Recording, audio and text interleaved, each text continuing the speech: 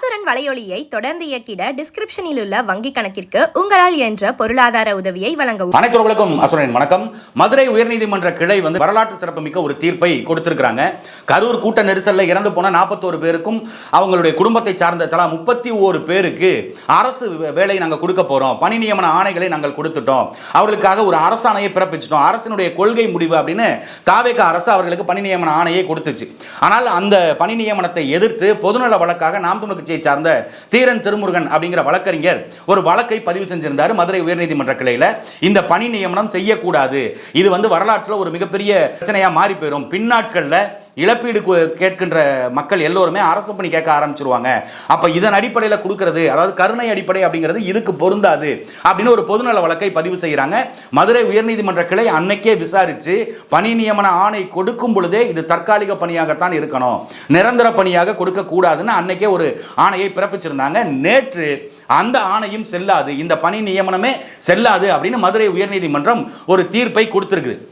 ஆனால் அந்த தீர்ப்பை விமர்சிக்கும் விதமாக தாவேகாவில் இருக்கிற சில அல்ற சில்லறைகள், தாவேகாவுக்கு ஆதரவு தெரிவிக்கின்ற ரூட் மாஃபியா கும்பல்கள், பொதுநல சிந்தனையோடு பேசக்கூடிய கருத்தாளர்கள் அப்படின்னு பேசக்கூடிய இன்ஃப்ளூயன்சர்ஸ், இவங்க எல்லாரும் தொடர்ச்சியாக ஒரு அவதூறை திட்டமிட்டு பரப்புறாங்க. கரூர் குடும்பங்கள் வாழக்கூடாது என்பதற்காக இந்த தீய சக்தி போய் நீதிமன்றத்தில் வழக்கு தொடுத்திருக்கிறாங்க. யார் தீய சக்தின்னு சொல்றாங்கன்னா, இவ்வளவு நாள் திமுகன்னு சொல்லிட்டு இருந்த இதே ரூட் மாஃபியா கும்பல் இன்னைக்கு நாம் தமிழர் கட்சியை அந்த குற்றச்சாட்டை வைக்கிறாங்க. நாம் தமிழர் கட்சி இதை பொதுநல வழக்காக பதிவு செய்ய வேண்டிய அவசியம் என்னன்னா, 41 பேர் குடும்பம் இறந்து போயிருக்குது, சட்டம் அதுல என்ன சொல்லுது, இந்த கருணை அடிப்படையில் நீங்கள் பணி கொடுக்குறீங்க அப்படிங்கிறது இந்த சட்டத்தில் அதுக்கு இடம் இருக்கா? உச்சநீதிமன்றம் சில வழிகாட்டு நெறிமுறைகளை கொடுத்திருக்கிறாங்க. அந்த வழிகாட்டு நெறிமுறையின்படி கருணை அடிப்படையிலான அரசு பணி என்பது இந்த வேலைக்கு, இந்த 41 பேர் குடும்பத்திற்கு அது பொருந்துமா பொருந்தாதான்னு எந்த ஆலோசனையும் செய்யாம அறவேக்கட்டுத்தனமா இந்த அரசு எடுத்ததனுடைய முடிவு தான் இன்னைக்கு நீதிமன்றம் குட்டு வச்சிருக்கு. நாம் தமிழர் கட்சி இல்ல, யார் பொதுநலவாதியாக இந்த வழக்கை தொடர்ந்திருந்தாலும் நீதிமன்றம் இந்த தீர்ப்பை தான் கொடுத்திருக்கோம். ஏன்னா சட்டத்தில் அதுக்கு இடம் இல்லை. நீங்கள் கருணை அடிப்படையில் நீங்கள் வேலை கொடுக்கணும் அப்படின்னா எத்தனை பேருக்கு நீங்க வேலை கொடுப்பீங்க அப்படிங்கறத நீதிமன்றமே கேட்டிருக்கு. நீதிமன்றம் கேட்டும் இந்த அவதூறு பரப்பிகள், இந்த அவதூறுக்குன்னே பிறந்த இந்த கல்ச்சடைகள், இந்த கேப்மாரிகள் தொடர்ச்சியா நாம் தமிழர் கட்சி மீது வன்மத்தை கக்குறான். இவர்களுக்கு அந்த கரூர் குடும்பம் வாழ்றது பிடிக்கல. நீதிமன்றத்தில் நீங்க போய் சொன்ன அந்த பதில் என்ன? எதனால நீங்க இவங்களுக்கு இந்த வேலையை கொடுக்குறீங்க அப்படின்னா, பொருளாதாரத்தில் பின்தங்கியவர்களாக இருக்கிறார்கள், அதுவே முதல்ல தப்பு. இந்த அரசாங்கம் முன்னுக்கு பின் முரணாக என்ன சொல்றதுன்னு தெரியாம நாங்க செஞ்சிட்டோம், எப்படியாவது இந்த வேலையை நாங்க அவங்களுக்கு கொடுத்தே ஆகணும் அப்படின்னு இவர்கள் கங்கணம் கட்டிட்டு இருந்ததுனால சட்ட விதிகள் என்ன சொல்லுது, இல்ல சட்டத்தில் அதுக்கு இடம் இருக்கா அப்படிங்கிறதெல்லாம் ஆலோசிக்காம அவசர கோளாறுல, ஆர்வ கோளாறுன்னு சொல்லுவாங்கல்ல, அந்த மாதிரி ஆர்வ கோளாறுல நீதிமன்றத்தில் போய் பொருளாதார அடிப்படையில் அவங்க பின்தங்கி இருக்கிறாங்கன்னு சொல்றாங்க.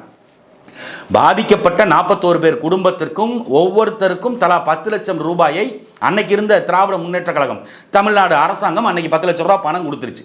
அதை பொருளாதாரத்தை அடிப்படையில் அவங்க பின்தங்கி இருக்கிறாங்க, நீங்க எந்த வகையில் சொல்றீங்கன்னு நீதிமன்றம் கேள்வி கேட்டிருக்கு.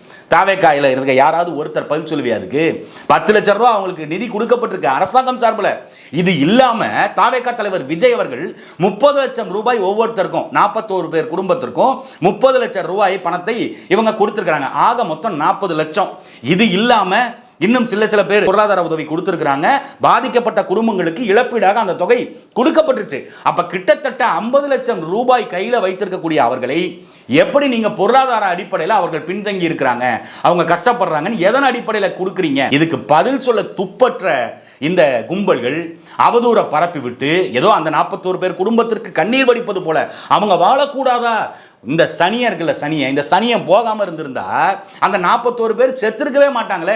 அப்ப யாரு காரணங்கிறத மறைச்சிட்டு முழு பூசணிக்காவை சோத்துல மறைப்பான்னு சொல்லுவாங்கல்ல, அந்த மாதிரி முழு பூசணிக்காவை சோத்துல மறைச்சிட்டு வழக்கு நிலுவையில் இருக்கும்பொழுது நீங்க எப்படி இந்த பணி நியமனத்தை கொடுப்பீங்க? இப்ப 41 பேர் குடும்பம் அரசு காக்க தவறிடுச்சு. இப்ப தாவேகா தரப்புல அந்த வார்த்தை தான் சொல்றாங்க, அரசும் காவல்துறையும் காக்க தவறிடுச்சு, அதனால அரசினுடைய பிழை தான் இது, அரசு செஞ்ச தப்புனால தான் அவங்க இறந்து போனாங்க, அதனால அவங்க 41 பேருக்கு வேலை கொடுக்கணும் அப்படின்னு சொல்ற தாவேகா, அரசு தான் வெடிமருந்து தொழிற்சாலைகளை கண்காணிக்கணும், அங்க சரியான பாதுகாப்பு விதிமுறைகள் இருக்கான்னு பார்க்கணும், வெடி விபத்து ஏற்படாமல் இருக்கிறதுக்கு என்னென்ன வழிவகையெல்லாம் செய்யணும் அதெல்லாம் செய்யணும், அதெல்லாம் அரசு கண்காணிக்க தவறிடுச்சுங்க. அதனால வெடி விபத்து ஏற்பட்டுச்சுன்னா அந்த குடும்பங்கள்ல இருக்கவங்களுக்கு எல்லாத்துக்கும் அரசு நியமனம் கொடுக்கணும், அரசு பணி கொடுக்கணும் அப்படின்னா அது சாத்தியமாகுமா? அதே போல கள்ளக்குறிச்சி கள்ளச்சாராய மரணம் எல்லாருக்குமே தெரியும்ல. தடுக்க வேண்டியது யாரு?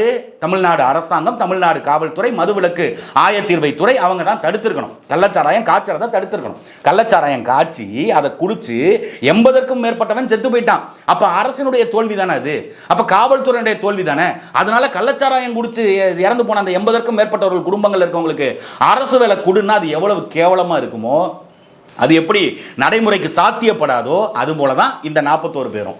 இங்க கள்ளச்சாராயம் குடிச்சவனுக்கு 10 லட்சம் கொடுத்ததே நம்ம எதிர்த்தோம். ஆனா இன்னைக்கு சமூக வலைதளத்தில் எழுதுறான், அந்த 10 லட்சம் ரூபாய் கொடுக்கும் பொழுது நீ எங்க போன? டேய் போய் பாருங்கடா காணொலி எல்லாம் எடுத்து. 10 லட்சம் ரூபாய் எதுக்கு நீ கொடுத்த? கொழுப்பெடுத்து குடிச்சிட்டு செத்தவனுக்கு 10 லட்சம் ரூபாய் அரசாங்க காசுல எங்க வரி பணத்தை எடுத்து கொடுக்குறேன்னு கேட்டதும் இதே நாம் தமிழர் கட்சி தான். அவர்களுக்கு இழப்பீடு கொடுக்க கூடாதுன்னு சொன்னதும் நாம் தமிழர் கட்சி தான். ஆனா அதை அப்படியே மறைச்சிட்டு அன்னைக்கு நீங்க பேசல. தூத்துக்குடி ஸ்டெர்லைட் ஆலையில ஸ்டெர்லைட் போராட்டங்கிறது உரிமைக்கான போராட்டம். அங்க பாதிக்கப்படுறாங்க, மக்களுக்கு கேன்சர் வருது, சுவாச கோளாறு பிரச்சனை வருது, நுரையீரல் தொற்று வருது, இவ்வளவு பிரச்சனைகள் இருக்கு. இந்த ஸ்டெர்லைட் ஆலையினால 100 நாள் போராடி போராட்டத்தினுடைய முடிவுல அரசு காவல்துறை அதிகாரி துப்பாக்கி எடுத்து சுட்டு கொன்னான்.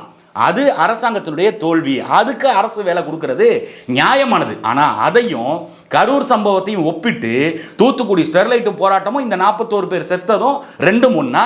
இவர்கள் காவேரிக்காக போராடி செத்தாங்களா? இல்ல கரூர் மாவட்டத்தில் நெசவாளர்கள் அதிகமா இருக்கிறாங்க, அவங்களுக்கெல்லாம் நூல் விலை ஏற்றம் இருக்கு அப்படின்னு அதுக்காக போராடி செத்து போனாங்களா? இல்ல இங்க விவசாயிகள் அதிகமா இருக்கிறாங்க கரூர் மாவட்டத்தில், அப்ப விவசாயிகளுக்கான அந்த மின்சார கட்டணத்தில் சலுகை வேணும் அப்படின்னு சொல்லி போராடி செத்து போனாங்களா? எதுக்காக இவங்க செத்தாங்க? இந்திய சுதந்திரத்துக்காக செத்து போனாங்களா? இல்ல முல்லை பெரியார் பிரச்சனைக்காக செத்து போனாங்களா? ஒரு நடிகனை பார்க்க ஒரு கூமுட்ட நடிகனை பார்க்க 41 பேர் இறந்து போனாங்க. அந்த 41 பேர் இறப்புக்கு பொறுப்பேற்க வேண்டிய யாருன்னா அந்த கூட்டத்துக்கு போன திரு விஜய் அவர்கள் தான். அந்த ஓடுகாலி அன்னைக்கு போய் அங்க பதில் சொல்லாம அன்னைக்கு எடுத்தேன் பாரு ஓட்டம்னு தப்பிச்சு ஓடிட்டு இன்னைக்கு நாங்கள் அரசுக்கு வேலை கொடுப்போம், நாங்க அந்த மக்களுக்கு பாதுகாப்பா நிற்போம். அதே நீதிமன்றம் தான் கேள்வி கேட்குது. உயர் நீதிமன்றத்தினுடைய மதுரை கிளை நேற்று இந்த விஜய் அரசாங்கத்தை, இந்த தாவேக்கா அரசாங்கத்தை நறுக்குன்னு கேட்டிருக்காங்க. நீங்க உண்மையிலுமே அவங்களுக்கு பொருளாதார உதவி செய்யணும், அவங்களை பொருளாதாரத்தில் மீட்டுருவாக்கம் செய்யணும்னா நீங்கள் அவர்களுக்கு தனித்திறன் பயிற்சி கொடுத்து அவர்களுக்கு நீங்கள் சுயதொழில் தொடங்குவதற்கு ஏதாவது ஒரு வேலை வாய்ப்பை ஏற்படுத்தி கொடுக்கலாமே, அவங்க சுயதொழில் முன்னேற்றத்திற்கு அவர்களை ஈடுபடுத்தலாமே அப்படின்ற கேள்வியை கேட்டிருக்கிறாங்க. இன்னொரு பக்கம் டிஎன்பிஎஸ்சி பரீட்சை எழுதிட்டு எத்தனை பேர் வேலை கிடைக்காம தள்ளிட்டு இருக்காங்க.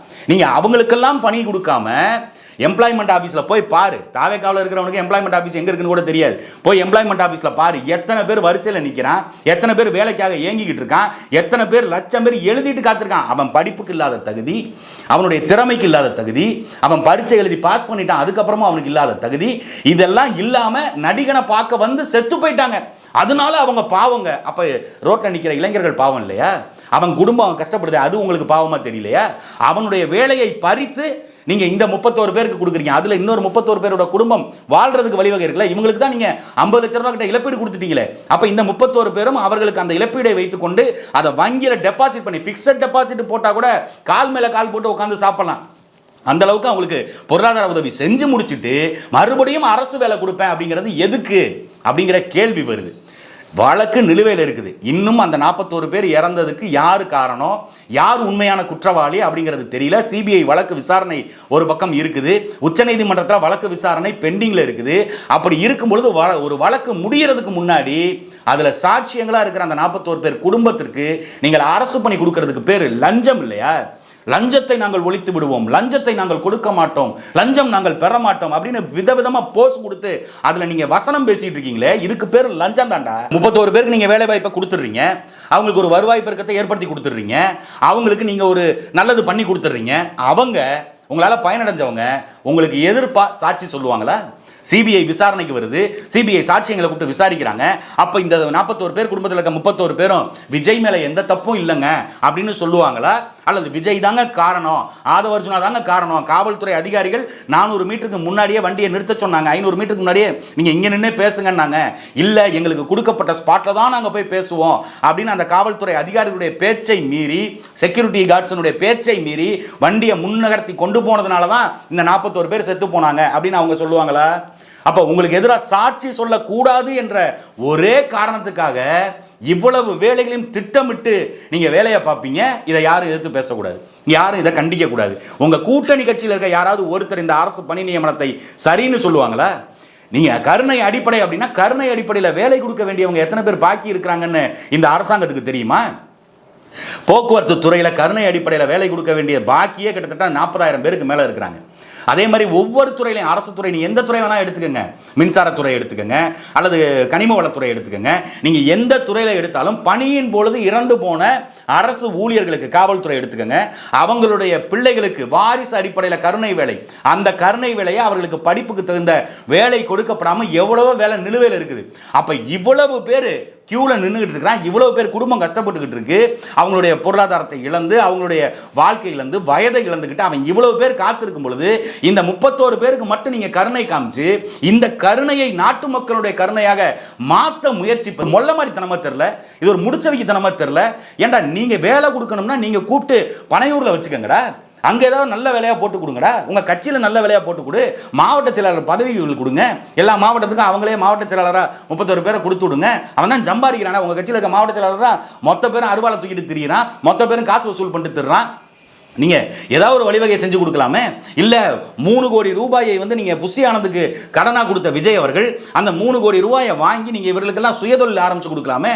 எவ்வளவோ வழி இருக்கு. ஆனா இதை செய்யணும் அப்படின்னு ஏன் நீங்க நினைக்கிறீங்க?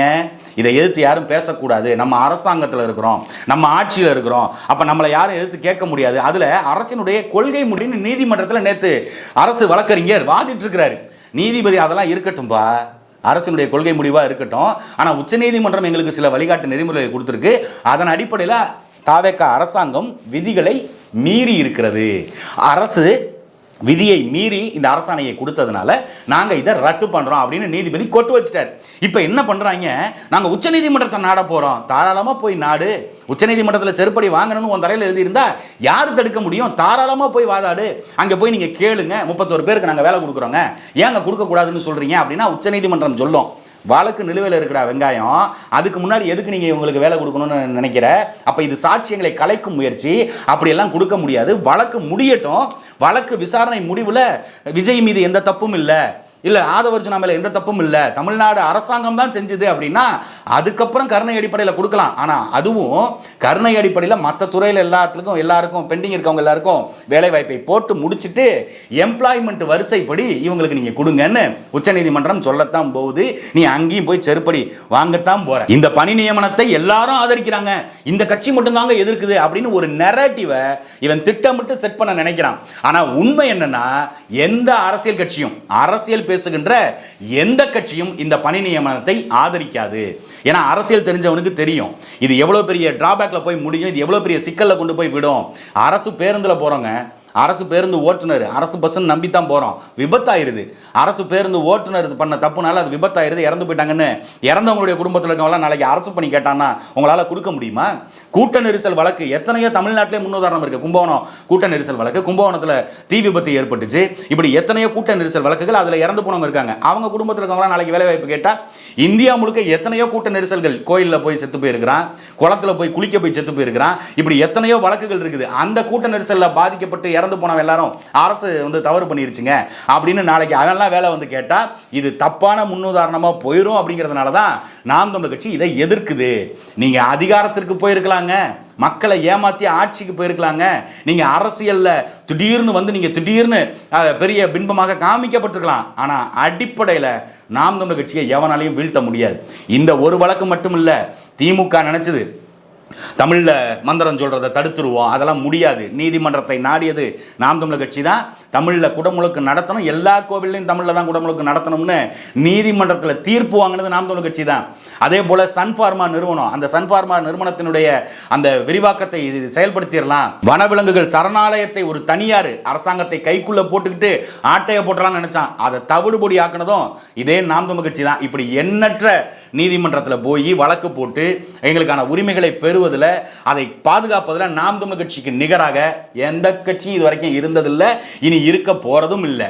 நீங்க அவ்வளவு அறிவுஜீவிகள், நீங்க அவ்வளவு ஆற்றல் படைத்தவர்கள், நீங்கள் அவ்வளவு சிந்தனையாளர்கள், உங்களுக்கு தான் எல்லாமே தெரியும் அப்படின்னு நினைச்சுக்கிட்டு இருந்தீங்கன்னா அதுக்கு வாய்ப்பே இல்லை ராஜா.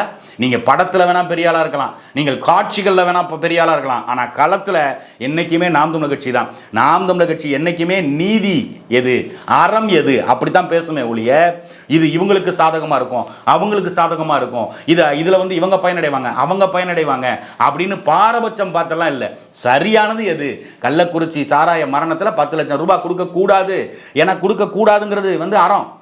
அவன் வேணும்னு தான் குடிச்சான், அவன் தெரிஞ்சு தான் குடிச்சான், அவன் செத்து போனான். அவனுக்கு ஏன் நீ பணம் கொடுக்குற? அன்னைக்கு திமுகவையும் கேள்வி கேட்டோம், இன்னைக்கு தாவேக்காவையும் கேள்வி கேட்போம்.